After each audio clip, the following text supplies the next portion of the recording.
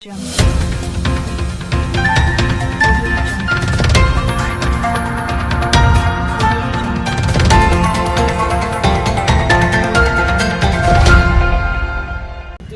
Metre खोली त्या estimate मध्ये 1 मीटर आहे का खोली त्या पाईपलाईनची बघा. पाईप त्या क्वालिटीने वापरताय का ती बघा. त्याला तुम्ही एस्टिमेटची एक प्रत मागते 19 तारखेपासून घे, तर तुम्ही अद्याप ती का देऊ शकत नाहीत? तुमच्या कार्यालयाकडून सांगण्यात येते की तुम्ही बीडला वरिष्ठ कार्यालयात जा, अर्ज करा. तुम्हाला जे तुमचे इश्यू आहेत, जे पॉईंट्स आहेत ते सगळे क्लिअर केले जातात. इश्यू आहे खोलीचा किंवा पाईपलाईन किंवा तुम्ही गजाचा काहीतरी काढला ना ते सगळं मला पूर्ण रेकॉर्डनुसार ॲक्च्युअल एक्झिक्युशनच्या तिथे गावाच्या पाणी दरम्यान सगळं तुम्हाला तुमच्या सगळ्या शंका अंदाजपत्रकाची किती टाकीची क्षमता आहे?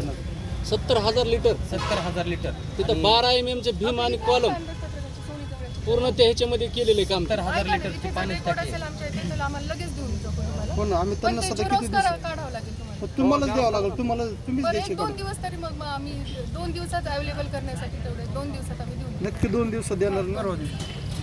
सरपंच जबाबदारी घेणार का तुम्ही? मॅडमची माझी मगा चर्चा झाली. मॅडम पूर्ण सहकार्य तुम्हाला करणार आहे. तुम्ही आमचं म्हणणं असं आहे की मी आता सहकार्य केलं असतं उपोषणला बसायची वेळ आली नसती. मॅडमनी सहकार्य मला मॅडम आणखी 11 वाजेपर्यंत फोन करून माहिती देणार होते. 19 तारखे 20 तारखेला 8 दिवसाचा टाईम दिलाय. त्या 8 दिवसात जर नाही केलं तर मी तुमच्याबरोबर ह्या साईडला असेल. आता मॅडम कारण हे माझा एकटाच विषय सगळ्या गावाचा विषय, पाणी पिण्याचा विषय बघून. बरोबर कारण गाव पाणी पिणार आहे त्याच्यामध्ये. आणि ही पाण्याची योजना चालू झाली, ती धनेगावची पाईपलाईन बंद राहणार आहे. डबल 2 चालत राहणार त्या गावात, एकच कुठली तरी चालू राहील ना. मग ही पाईपलाईन अशीच झालेली आता दिसतंय मला की पाणी गावात पड्या मागे पाईपलाईन बंद होणार आहे पुन्हा लोकांनी पाण्यासाठी जायचंय कुठं? 30 वर्ष गावाला पुन्हा का त्याचे पैसा पडणार नाही पाण्यासाठी. 30 वर्षात मी असेल, मॅडम बदलून जातील ना, दुसरीकडे काय असतील किंवा मी असेल नसेल पुन्हा. बरोबर आहे. आता परवा चौकशीला येऊ म्हणतात, त्याच्यामध्ये जे काय त्यांना कमी जास्त दिसेल त्याच्यावर कारवाई करतील ना ते. आम्ही अहवाल देऊ. हो हो. जर काही कमी नाही चौकशी झाली माझ्या मना म्हणजे इच्छेप्रमाणे जर अहवाल नाही आला तर काय पुन्हा बसून तुम्ही उपोषणाला का पुन्हा तीच नंतर करायचं बसता येणार नाही का तुम्हाला? पण आज करणार आहे, करू ना. उपोषणाला बसवायची गरजच पडली नसती ना. हिने अगोदर चौकशी करायला पाहिजे होती ना. करतील ना आता. किती वेळेस तुम्ही सुद्धा सांगितलं ना. ऐका ना, लेटर हो शेरेकर साहेब कुठे गेले? किती वेळेस आम्ही तिथं येऊ, ऑफिसला येऊन गेलो, 2-2 घंटे येऊन बसून गेला नाही. तरी आमच्या घरचं काम आहे का एकटं वैयक्तिक? गावाचं काम आहे ना. ती इन्चार्जला भेटलो. मॅडमचं सोडून द्या, सरपंच म्हणले ना तुम्हाला आता. मी सरपंचाच्या दारात पण बसणार आहे उपोषणाला. ग्रामपंचायत पुढे सुद्धा नाही, सरपंचाच्या दारात. त्यांनी जबाबदारी घेतली ना, मी त्यांच्या दारात बसत. काय हरकत नाही. आजचं उपोषण थांबवा. आज ते मॅडमने तुम्हाला पत्र दिले, त्यानुसार मॅडम 2-4 दिवसात कारवाई करतील. काय आम्ही बी त्यांना तुमच्या ज्या करायची सहकार्य आहे म्हणून त्यांच्या दारात येऊ बसायला. हा, आणि त्या समाधानकारक कारवाई नाही झाली तर पुन्हा नंतर बसा. नाही ही काम तर त्यांनीच करायला पाहिजे. सरपंचाचंच काम आहे, ही त्यांनी गावातलं काम नीट करून घ्यायचं. आणि सरपंच दिवसभर थांबूनच येत नाही इथं. थांबलेले तिथं. हो. आहे तर 8 दिवसाचं ते म्हणते तसं त्यांना देता का वेळ? आता इतके दिवसाचं 10 दिवस देतो, 8 दिवसाचे 10 दिवस देतो. मी 12 तारखेला तुम्हाला विचारेन. तुम्ही घेणार का? आम्ही ऐका, आमच्या ऑफिशियल प्रोसिजरनुसार आम्ही करतो 8 दिवसात. तुम्हाला अहवाल 8 दिवसाच्या आत देतो, सोमवारपर्यंत देऊन. नाही, वेळ निभावून न्यायची म्हणून नाही अशा गोष्टी. वेळ निभावून एस्टिमेट किती दिवसात देणार? कार्यकारी अभियंत्याची ऑर्डर आहे ना मॅडम? मी त्याच्यावर बगल देऊ शकत नाही. वेळ निभावून न्यायची म्हणून नाही एस्टिमेट किती दिवसात देणार मॅडम?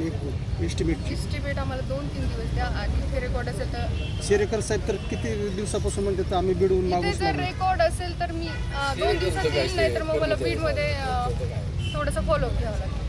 तुम्ही मला 20 तारखेला म्हणलं, तुम्हाला 11 वाजता मी माहिती अवगत करून देखील तुमच्या 20 तारखेपासून आजपर्यंत तुम्ही मॅडम एक आमच्यासारख्या पत्रकारांना तुम्ही माहिती देऊ शकत नाही, तर सर्वसाधारण नागरिकांना काय तुम्ही न्याय देत असाल? असा एक माझा भाबडा प्रश्न आहे मॅडम तुम्हाला.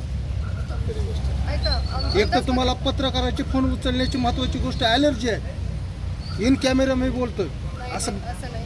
हां, तुम्हाला वारंवार आम्ही काही कामानिमित्त तुमची चौकट घेण्याकरता फोन लावित असाल तर तुम्ही आमचे फोन घेऊ शकत नाहीत. माझ्याकडे 3 तालुक्याचा चार्ज आहे. अहो, तुमच्याकडे 10 तालुक्यात आहे. तुम्ही प्रशासनाला पत्र द्या तुमच्याच्याने काम होत नाही म्हणून. पण असे हे लोकांची अवहेलना करू नका.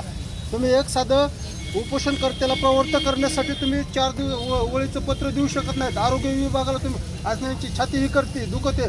जर त्या माणसाचं बरं वाट काय झालं तर त्याला जबाबदार कोण राहणार आहे? का सरपंच चुकीची गोष्ट आहे. तुम्ही महिला म्हणून आम्ही बोलत नाही, तुम्ही त्या चेअरवर बसलात म्हणून तुम्हाला आम्ही बोलतो.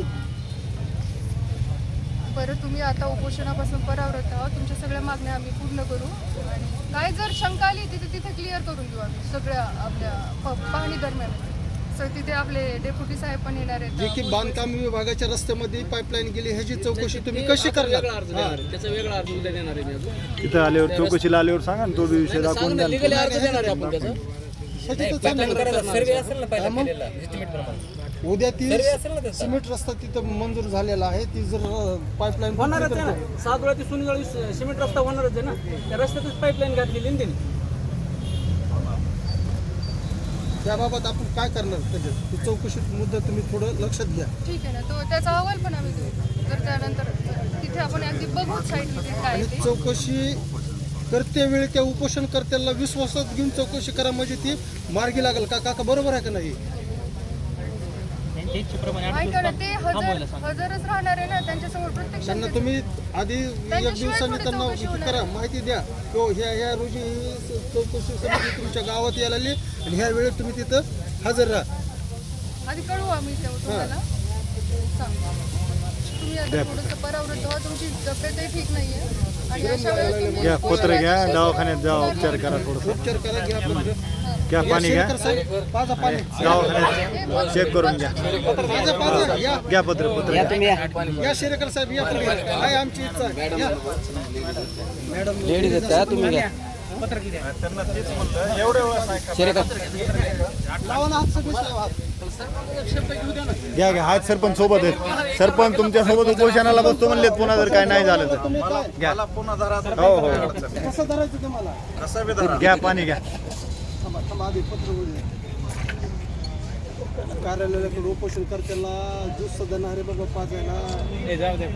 हा, घ्या पाणी द्या.